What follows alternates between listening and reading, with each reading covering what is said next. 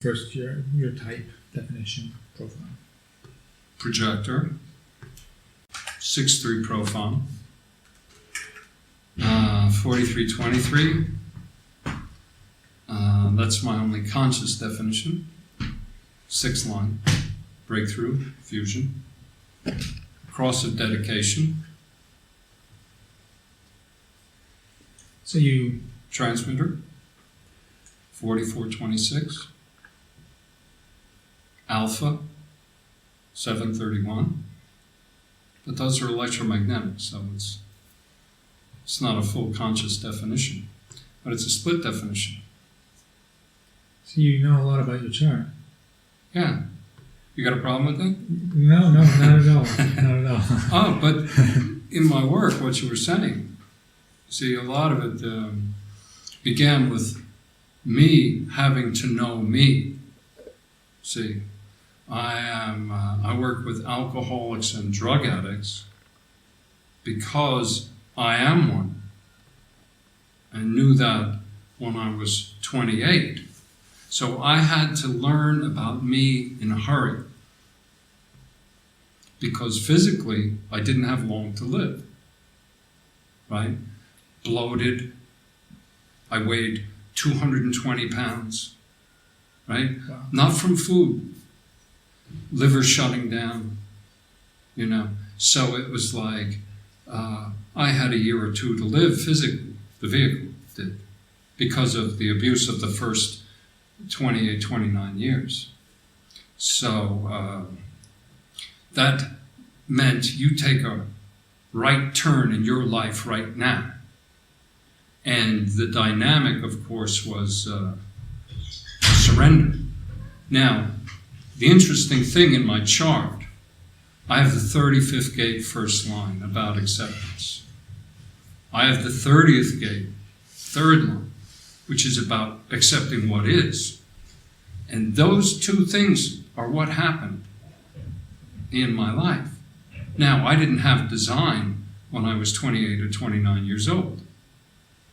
But how I recognized design was that it described my process that I went through prior to knowing anything about design. Now, what that means to me, and what that should mean to everyone, is that living design and human design is a natural part of the process. It isn't a construct that you impose on your process. It's real because of that. So that because I had to know about myself and use psychology, studying at the Jung Institute, to find out what about me, what made me tick, what made me do the things that I was doing, that I couldn't stop doing, even though they were killing me. What was this obsession? What was that all about? So having to deal with that, curiously enough, right at a Saturn phase, and it's a 6-line profile with the 3 different phases. Here is, I'm 30 years old, Saturn. Suddenly now I don't know anything about astrology or anything like that, because in the process of finding out who I was, did I have my astrology chart done? Did I talk to Jungian analysts? As a matter of fact, I was a patient in a mental hospital, and the psychiatrist who was treating me became my best friend because he recognized that I had something to offer him, almost from a business perspective, that I had an insight into people that he didn't have, and that he could benefit from my insight into others, people's process, you know. So it was just very, you know, to say, movie that you don't control. I mean, when you can say that you are drunk every day for 30 years, and on August 4th, 1975, you're never going to drink again, or at least for 28 years. You don't know that that's going to happen. Looking back, you go, wow, on that day, and I could zero in on the hour, my whole life changed. You know, but what that was takes years to assimilate. So in that process, and finding out who am I, and is there a God, was a big question, because that's who in Alcoholics Anonymous you surrender to. You surrender to a power greater than yourself. People call it God. In human design, it's called the movie, the process. You're in the movie, surrender. You're a passenger in a vehicle, accept it, relax. You're on a ride, enjoy the ride. Well, it's the same thing with turning your will and your life over to God as you understand it. That's the third step in Alcoholics Anonymous, or all 12-step programs. So you're turning your life over. What are you doing? You're surrendering to the fact that you're in a vehicle that's got its own trip going on, and relax. You don't control the trip. There is a power greater than your conscious awareness of yourself. So, to recognize then when you're 30 years old that it's not your movie, you are not the director of the movie, see, which I thought I was up till then. Up till then, I thought it was my film. I was making the film. I decided who was in it and who wasn't. I decided how the film was going to go. It doesn't work like that? No. How does it work? Well, it's this, Ben, bring in the higher power. You don't know who you're going to be. I didn't know August 4th was the last day I was going to drink for 28 years. Was it in the movie, part of the script? Looking back, it must have been. That's what's happened. Again, the sense of the fates in the 30th gate, that's your fate. So it's okay, you're in it. You're the star of it. Because another one of those dynamics that help everyone, not just me, to maintain sobriety is first coming to know who you are and then coming to love yourself. And I don't mean it can be hugging yourself, it can be understanding yourself. With me, my process of consciousness was in first having pity for myself because I didn't know how to live. I felt sorry for myself. The revolutionary thing was I allowed myself to feel sorry for myself. Up till then, Randy never shed a tear for Randy. Anytime, and this was from childhood on, I would think, I don't know how to live. I don't know what's going on. I would start feeling bad, and something would come in and say, what are you crying? You did it. Don't feel sorry for yourself. Maybe that's a cultural thing. Don't feel sorry for yourself. You did it, or don't feel sorry for, that's weakness, right? For a male, maybe it's weakness, maybe whatever. Now, also, I'm an alpha, I also have the 45th gate 3 times. That's the king. What? I'm feeling sorry for myself? I have a defined ego. No way. I'll burn the world down. And that attitude, it was very destructive. But I didn't know who I was. You want to tell me a bit about your undefined centers? How? Avoiding confrontation with the emotional. Is that how it works for you, or how it worked before? It is. Still? Whether it was easier to lie, avoiding confrontation. Because you don't want to get into it. Because to get into it is to relive it, and it's not something you want to relive. What, the emotions? The emotions, or the humiliation, or the, it's like things you don't want to talk about. Or it's just too complicated. Ra has a good story. Something happens at school. There's a fight on the bus, because this happened to me. Fight on the bus. You get home. How was school? How was it? Fine. And that's the end of it. No explanations, no defending it, depending on your own picture at home, defending yourself, justifying yourself. None of that, because it was fun. You then have your own private, whether it's a wound, usually, I think, because when you've had a good day, you don't want to shut up about it, But it's like bad experiences, things like that. You don't want to relive them. So that's a big one. Undefined sacral. What's that like? Well, besides being a sucker for sacral energy, and having that motor, generating life. But it answers also why I'm so interested in life. See, it all, to me, to my understanding, it all works together in your chart. I'm a 6'3" transpersonal.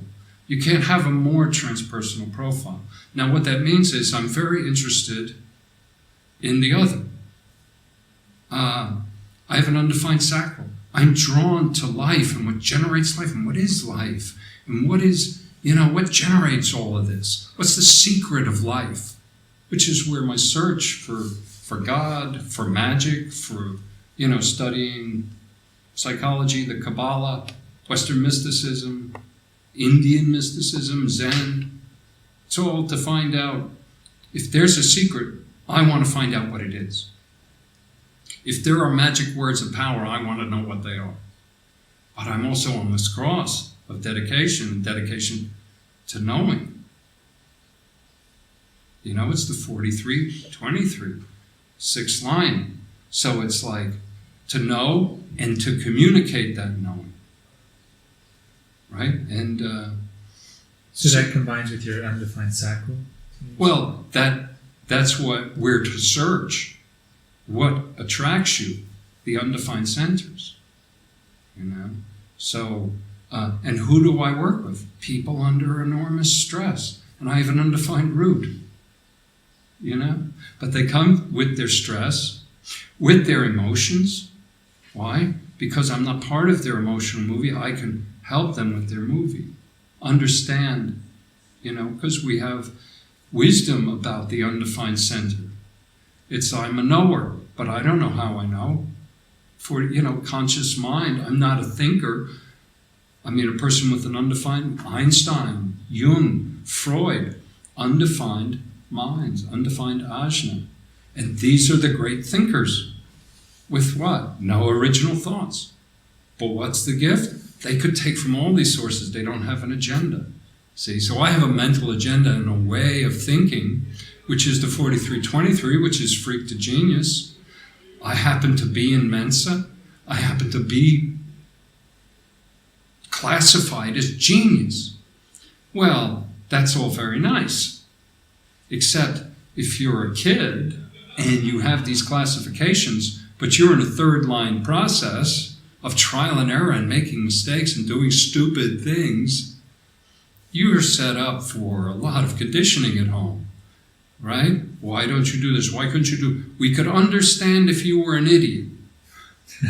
I could understand if you were stupid. But, so the punishment for what? Being a third line person, And with the 6-3 profile, it's trial and error for the first 30 years. What were the undefined centers like before you really had the wisdom? And what are some of the drawbacks? Well, when you think of, let's look at my emotions. The 30th gate, third line, bonds made and broken.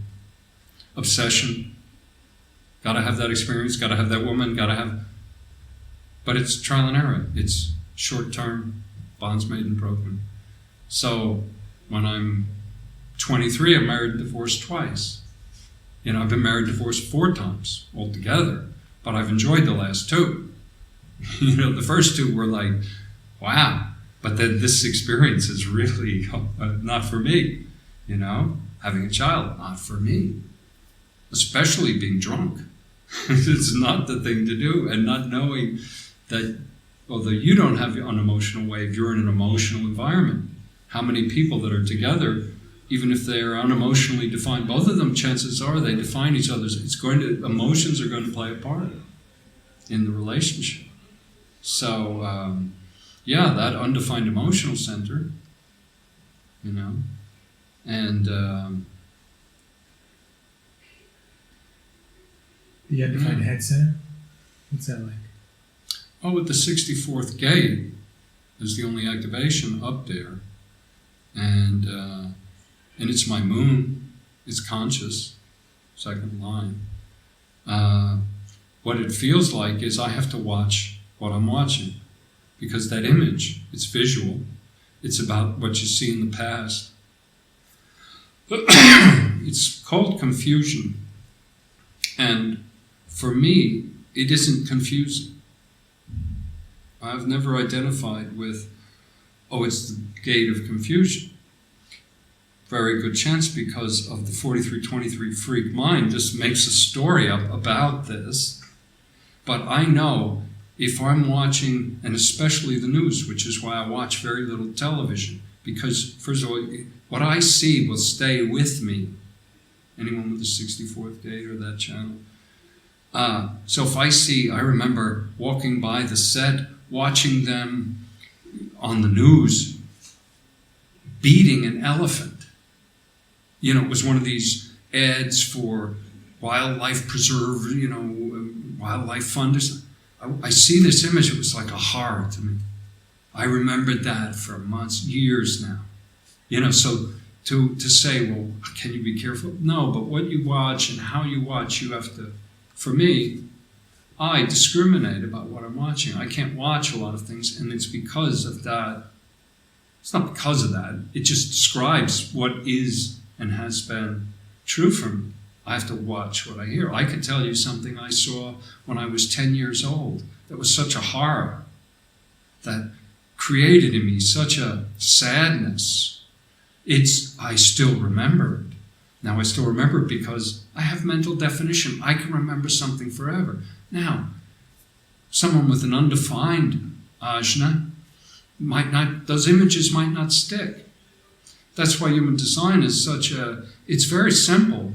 It's elegant, it's a piece of music, and yet that music is different for others, and my process isn't yours or someone else's. That what I've described as the 64th gate conscious, and how that image stays and can stay with me forever and I don't forget it, a person with an undefined mind would say, oh, I had no problem, So how that 64 functions, is up for that person to decide. That's why it's so nice you're doing these interviews with all kinds of different people, because everybody's got their own personal movie, their own personal life. It's individual, it's unique, even though they don't have any individuality in their definition, yet their life is happening to them, And how those different dynamics work. You could take 5,000 of these, and no two would be alike. Not because people are trying to be different or interesting, because in actuality, if they were able to describe their process, again, you look at my chart, you see 8 throat gates and defined throat. I am a communicator, a transmitter. So how I have helped in my life and lived out my definition is really by helping people put what's going on in their lives in a context that they can then use, because I can contextualize what's going on for them, describing it, and in an individual way. So again, you look at my chart, you see 34th gate in an undefined sacral. But what that does is empowers the whole integration process. So people come to me, right? They find me because that's how it works. They have to invite me, they have to find me. But I empower their individual process. What's it like having a sacral with 4 gates defined? I mean, it's undefined, yet you have a lot of definition. Oh yeah, it's what was described as a crazy sacral, a very interesting sacral. Because all of these things are waiting. It's not like, I don't know if they're waiting or not, but when they get lit up, What would be the before and after story of your sacral center? Before human design, after human design? That would be the hardest to describe. See, because I don't know. I could make something up. Oh yes, Janelle, I'm glad you asked that. The sacral, I don't know. Because it doesn't seem to me that I'm different. Well, you're not. Yeah. What's the perception of it? Of the undefined sacral. The wisdom. The wisdom of the undefined sacral? I mean, it can only be the wisdom that I have, if you want to call it wisdom. If it is wisdom, or if it's, it's what I found out then about life. And why, in a way, it's this paradox. It goes back to my 6-3 profile. 6-3, objective, subjective. The most subjective with the most, and you put those two things together.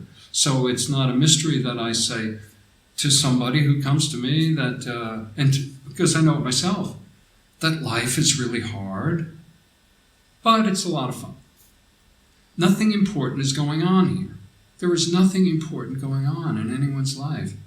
because we're all going to die. We have the sand, there's the time frame on us. So relax. What could be the big deal?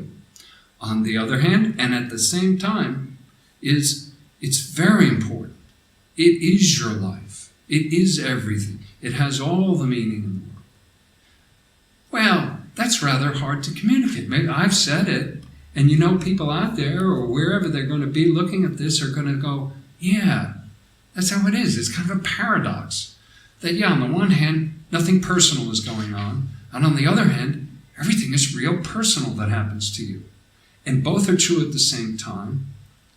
And you might not be able to apprehend it logically, which is where logic gets stuck. But the freak mind knows that that's true. That, yeah, it's this paradox upon paradox. That's why human design, that's why I recognized all of this stuff. See, because I'd done a lot of search. Human design, this binary, it is good or not. You will lead or not. But it's going to be part of the process. Just like in my undefined sacral, that I could be a monk or a profligate. Or, which one? Well, which one are you? Or sometimes one, sometimes the other, depending on who's defining it. See, it's like an undefined sacral. If you have one, you're not here to work. I'm not here to work. From childhood, getting up in the morning for school was the hardest thing I've ever done. Getting up at 9 to 5 work, But does that mean you're not productive? How does that work? Oh, no. How do you... As a projector, and as a motorized projector, right? I have a motor, the ego, and it's a powerful motor. But it's the specialist. The movie Pulp Fiction. They had a big mess in the car. They called the cleaner. That's me. The specialist, the Delta Force, the SWAT team, right? They come and clean up in 10 minutes what other people can't imagine doing in a month or a week. So as a specialist and that is the I have the 9th gate. That is my format, focused and concentrated. Bang. That has my whatever it is, but it's not energy like a generator, sustained over time. Focused and concentrated on this. No, it's for special reasons. There's no one better. It's the specialist. It's like in baseball, the 9th inning pitcher. He's going to close the game. He could lose the game. Maybe the game is tied. Maybe you bring in, your closer, they call it. And he throws 9 strikes. Game's over, But, he's not the guy that's going to pitch 5 innings or most of the game. He's not going to have a no-hitter in his life. And he might not get all the credit or anything, or any credit. But he is that specialist. Now, negative, what I've been called in my life, a prima donna. You show up, you do your little 10-minute bit. It took us 3 weeks to get this room ready, and you do 10 minutes worth of work, and sorry, but that's the conditioning from sacral people on projectors and motorized projectors, specialists. Unless the projector is being conditioned sacrally to be this slave, this super slave, which most are. That's why most are exhausted and have no energy, that it's not healthy for them. Because with human design, there are health implications to all of this nonsense. Now, that's not my field, that's not my pursuit knowledge-wise. My pursuit knowledge-wise in human design is helping other people with more specific problems, alcohol, drug addiction, but also life. It's all the same problems. What I've known for 25 years of counseling alcoholics is they have the same problems as people who don't drink all the time or aren't, only other people are able to sweep it under the rug and maybe live a whole life just being frustrated and angry, but never really doing anything.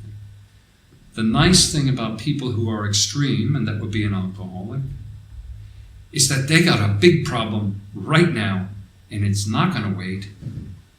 And if something doesn't happen, so it's under that pressure. It's meltdown. It's not a slow meaningless life. It's going to be a short, explosive one, so that there isn't any playing around with it. There's no guesswork. I notice your root center has no definition, no defined gates. Yeah, it's an interesting thing. What is that? Is that different than... Well, it's funny, because I'm not here to be stressed out, to feel stressed, and in general, I'm not. And I work with very stressed out people. See, all of that in design to say, what fascinates me, what am I drawn to, what am I wise about?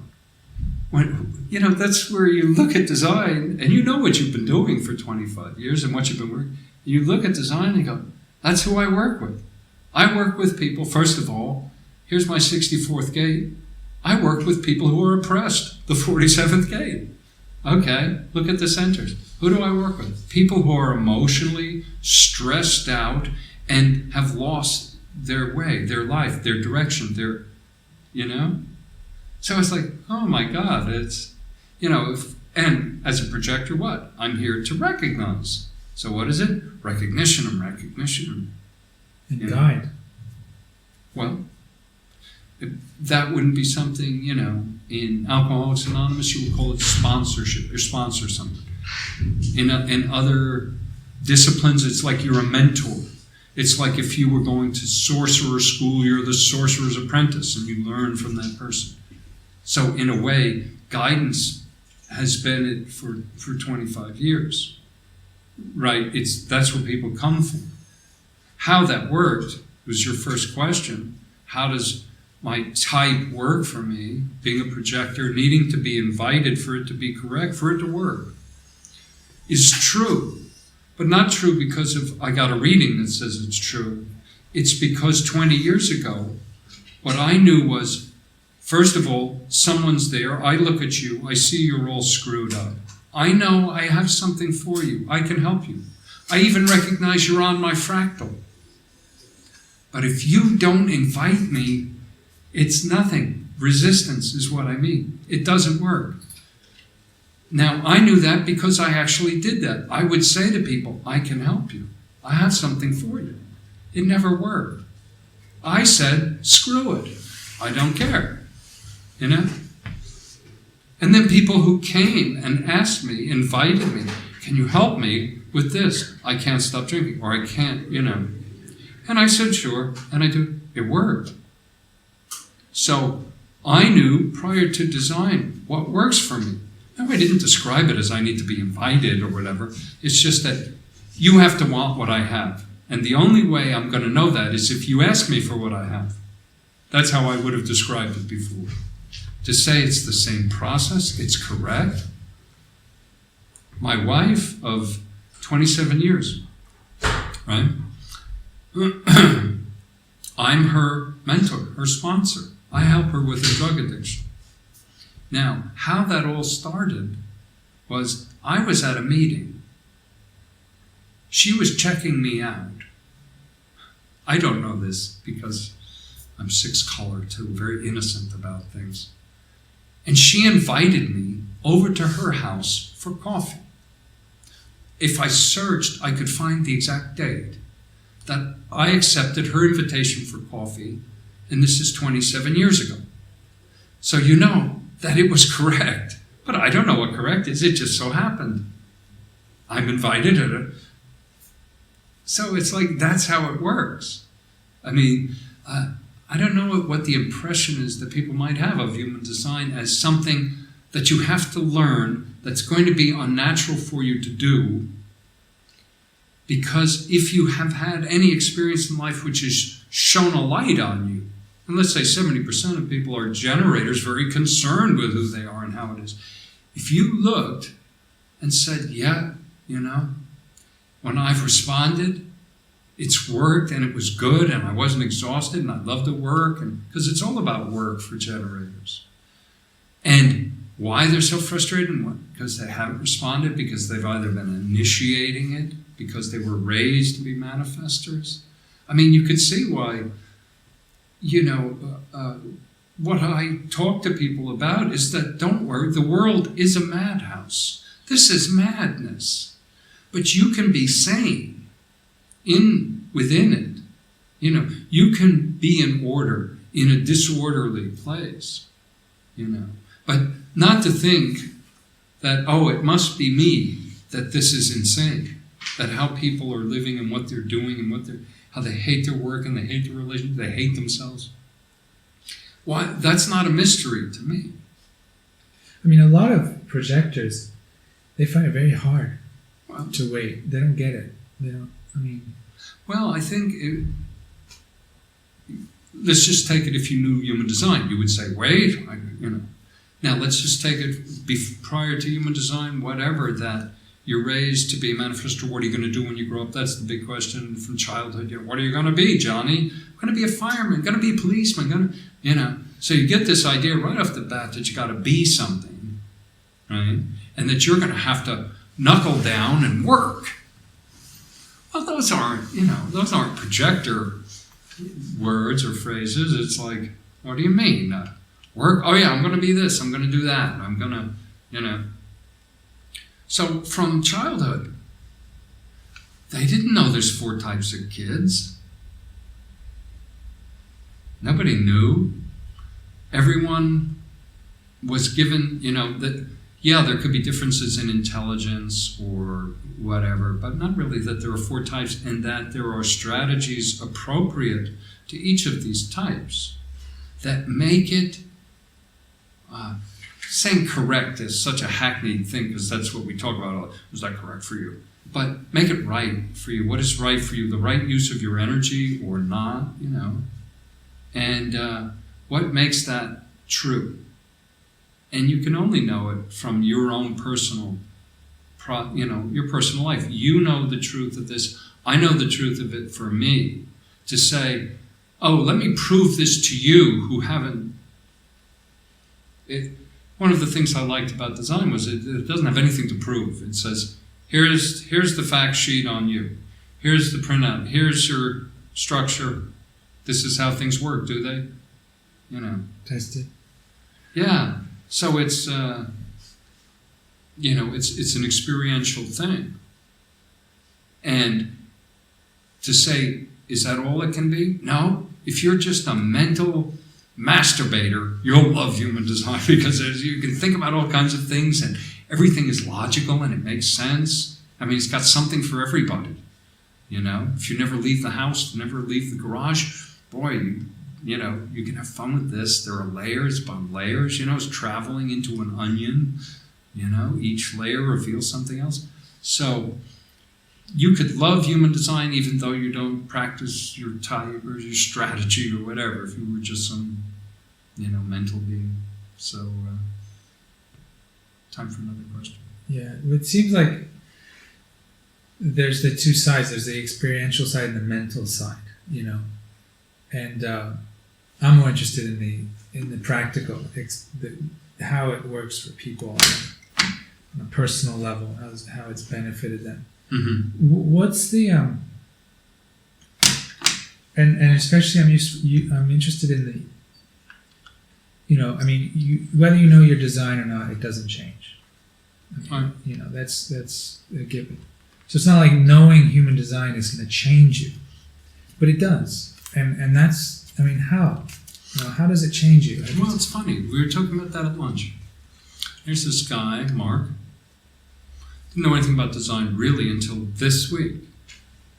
Now, he's 3410 integration, also the 14-2. Very individual, mutative person.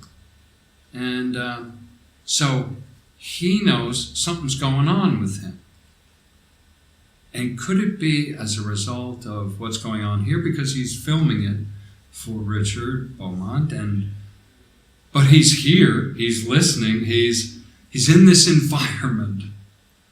Now, is something happening to him as a result of, it's like a mutation. Ron likes to call it a virus. You get the virus, you didn't know, you were just going to hear this free lecture because you got an open, or your girlfriend wanted to go, or whatever the thing is, and you get infected. You could get infected mentally. You could get a feeling from it. You could have responded to your girlfriend saying, would you like to go and hear this guy rot tonight? Uh-huh, yeah. Now, you go, you break up with that girlfriend years before, and you're still doing this because it was correct for you. To say, interesting things like they're on your fractal or your trajectory, or it's about geometry. Now, do we know the geometry of the future for anybody? Well, you can look at a trajectory and say, well, this is where you're going, or this is where you'll wind up. You're looking at someone who's 40 years old, you see that the Uranus, their nodes have changed. And you could then, 6-line person, you say, well, don't worry, you're not going to meet your soulmate till you're 50. You're a 6-2, right? Or don't worry about that. True love doesn't happen until you're 50. Your real work won't happen until you're 50. Somebody at 40 could almost think their life was over. And when I've said to them, don't worry, you won't know anything. You're still in school till you're 50. Then you become that, role model. Then you're off the roof. So relax, enjoy the trip, but it's never over, because life is a process. I know that because I have an undefined sacral and have studied the process. Looking for the formula, looking to see how to organize that, so that it can be communicated, and really, so it can be communicated by me verbally, because that's what I am. I'm a verbal, and you could look at that, and if it was my first reading, I knew nothing about design, you could say, this guy is a gunslinger, look at this guy. Verbal gunslinger. He's carrying 8 guns, Yeah. And it's a freak gun, too. It'll freak you out. So what have I learned from design? To say differences and stuff. It's for understanding, and this is only something I really got since design, that I can freak them out. And if I'm tired or something like that, I will just, that freak mind will just come in and just say, screw this, I don't want to, say something, to get out of it. What about your split definition? Uh-huh. I mean, what's that? What's that about? How does that work? Well, I'll tell you how it works. And I'm glad it works this way.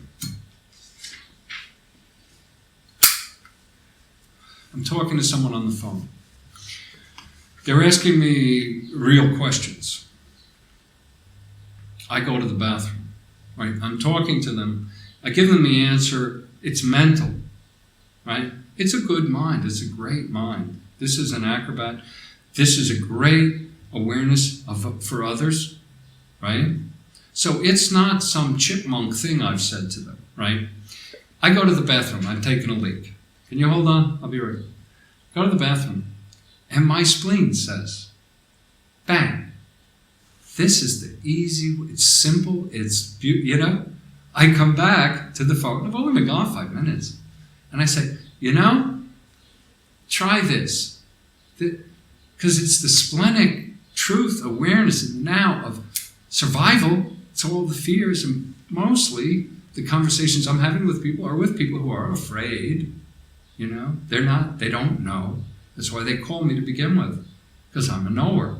What do you know? What do you know about me? But that's how it works. I'll send Ra an email. He'll send me an email about something, and I'll send him an email back.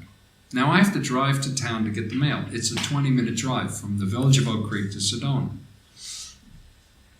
Get in the car, halfway there, 10 minutes. I got it. I have to come back home and send another email with the real splenic truth in it, right? It's like the thing that ties it all together. So the shotgun mouth, it's just there firing. And a lot of it's good. Some of it's just saying, just talking, noise, whatever.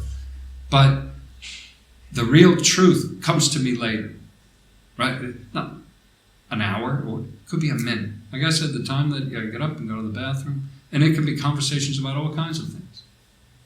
That's something else I've noticed about a split definition, and this is empowering for those with it. It empowers me. There's a watcher in me because of the split. So in other words, I'm aware of me. And I think myself, my sensing of it is not just because of the 6-3 subject-object, where I am a natural observer, but even of my own process. I'm aware of me being aware of, I'm watching me, watching them. You know? And to say, well, why is that? Could be the 6-3, but I think it has to do with the split definition, that there's two parts. One part watching the other, one part aware of the other, the mind aware of the spleen.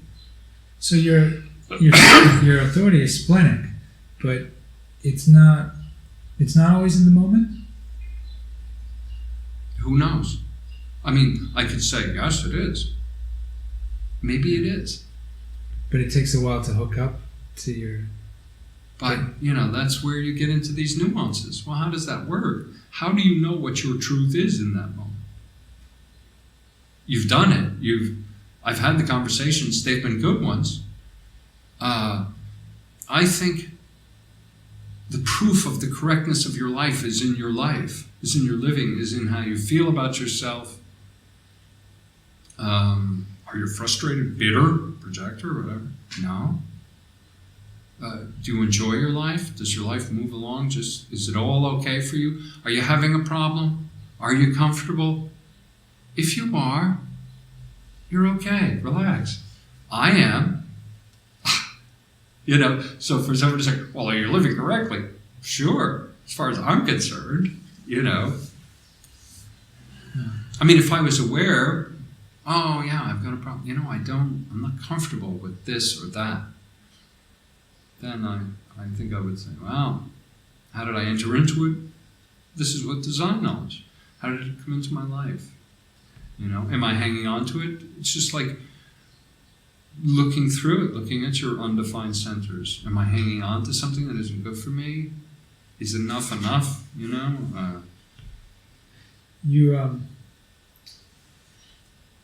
You've entered your Chiron phase.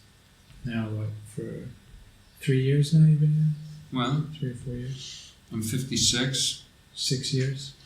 And, you know, an interesting thing is that design comes into my life. I've been in design for 4 years, 4.5 years, something like that. So it comes in about 52 years old. And as a 6'3", never got proper roof time. Always bumping into something that I entered into. Course in Miracles is an example. Course in Miracles came into my life, I'm about 30, 31, something like that. It's actually how I moved to Arizona from New York.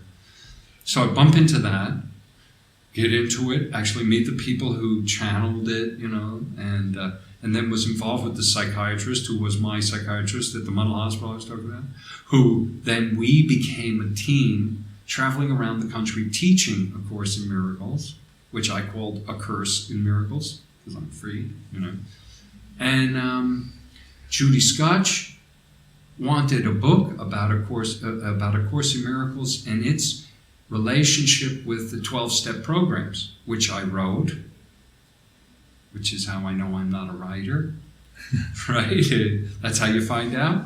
But, you know, so it's that kind of thing. So it's bumping into something. It played a part in my life for, 4 or 5 years, whatever. The people, getting it out. And then finding out really that, that's nice. I mean, it's a nice thing to do. I have no argument with any of its principles or whatever. It's just not something that really tells you about yourself. It's another one-size-fits-all type of, path.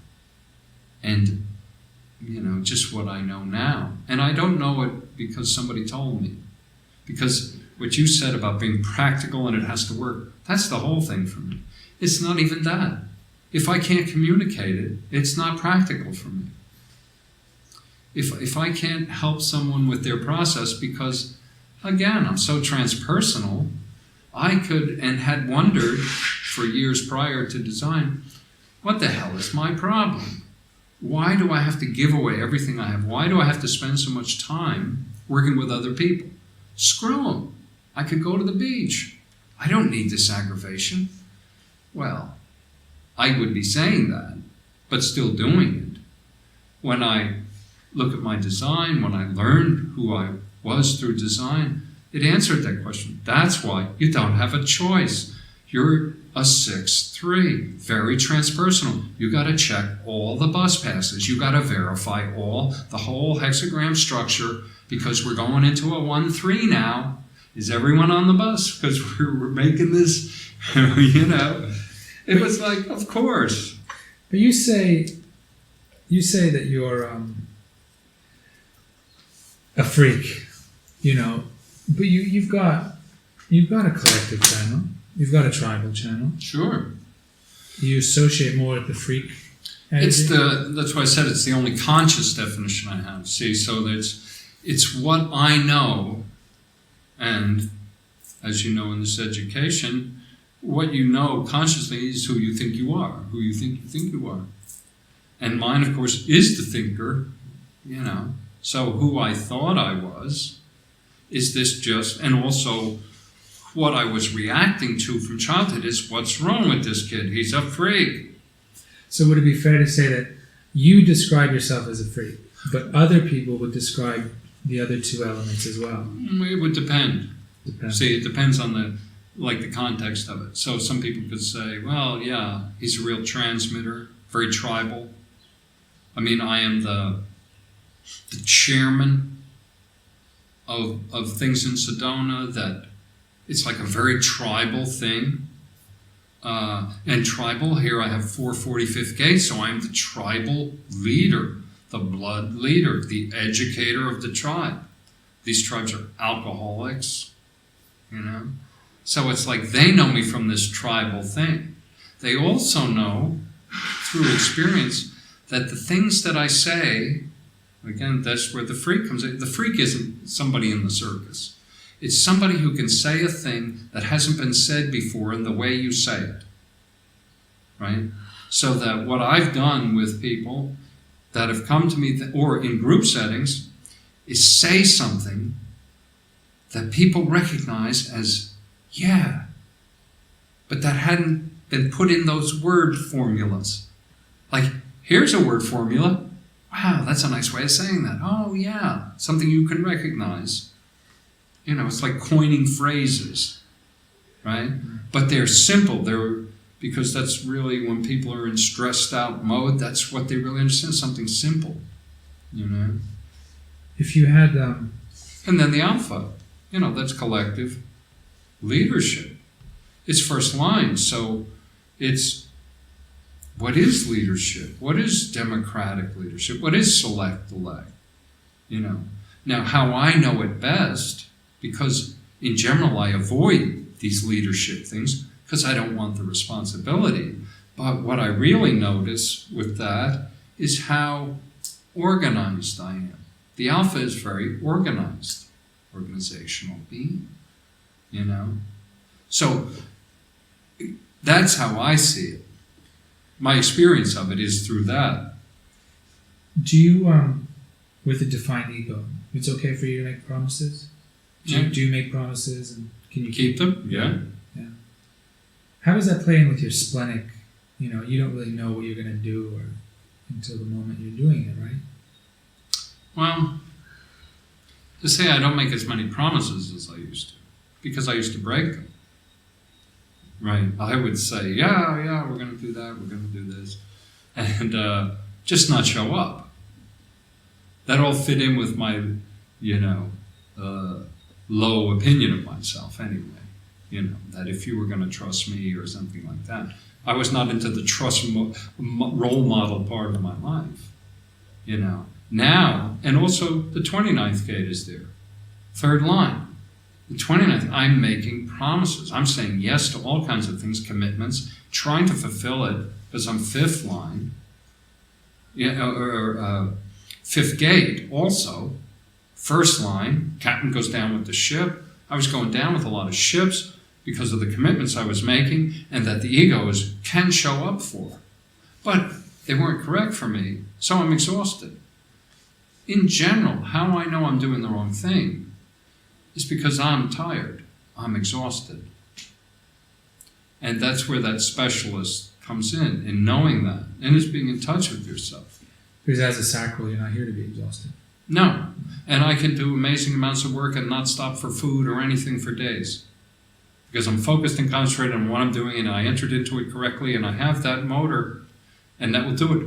Because it's a job. When the job's done, I'm done. Now, I'm not the person, like a generator, who would be, here's the job, and I'm focused, and we do the job. Well, now let's move to this job. No, that's not me. See, the ego isn't here to work, I mean, it prizes its free time. That's why it's working so hard. That's true. I know it's true. That's me. I don't want to hear about it. That job is done. Now you light your pipe. Maybe tomorrow we'll hear about new jobs, new work. Tell me, 2 questions. One, what advice, I mean, you've been in design for a while now. You've gone deep into it. What guidance, what advice as a role model could you give to projectors in general, as far as, them discovering their strategy? Good. And the second question would be, what advice would you give to splenic projectors? I would be the same, really. Because I'm not into that. What you had even said before, what's the splenic? I don't know. I just know that that's how it works. So to say a splenic projector or project now, if it was an emotional projector, yeah, you would say something different. But it's, to say, don't be the first to speak.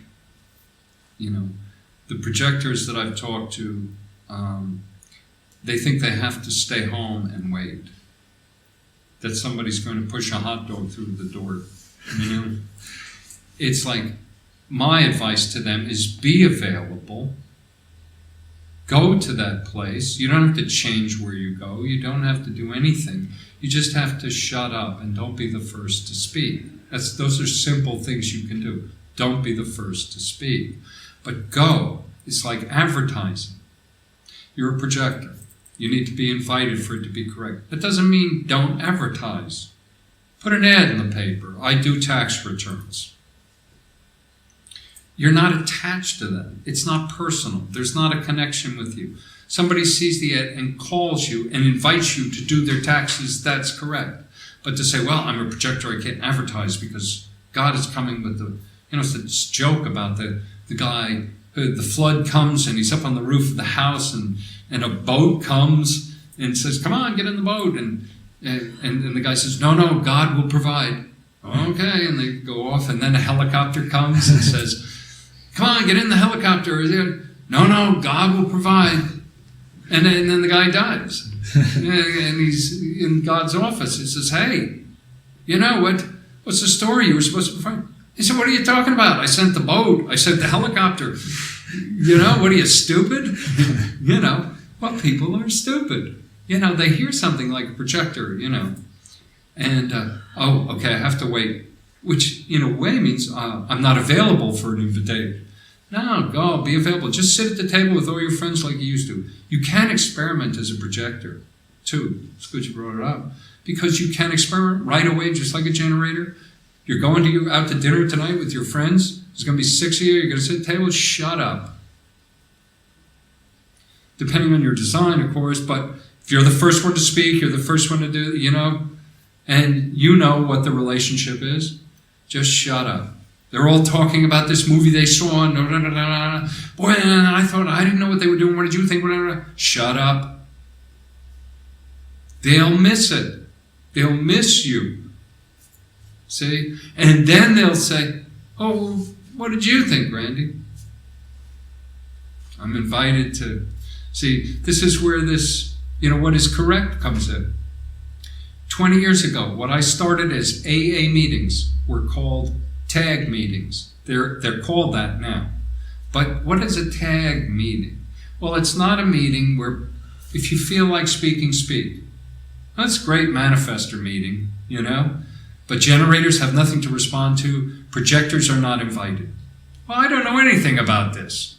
But what I knew was people need to be, first of all, in a way, surprised. So I talk, and then I ask Guido to talk. I'm inviting Guido to respond, but I'm inviting him to put in, it's correct, for 90% of the population. A tag meeting, not just going around the room, because you're not invited, And it's like, wow, that is correct. Because you can know what's correct without studying human design. You know what works for you, and you know what hasn't worked, And so it speaks for itself, its validity to a conscious person or a person with some awareness of how their life has gone. Will know that, when I get in those situations, this happens or that happens. I mean, in a way, that's what makes it simple. And yet we are complex. And there are all these determinatives within just my chart. And just understanding that, how the 6-3 works with the 5, all the first lines in my chart, or, it's just something to think about for the rest of your life.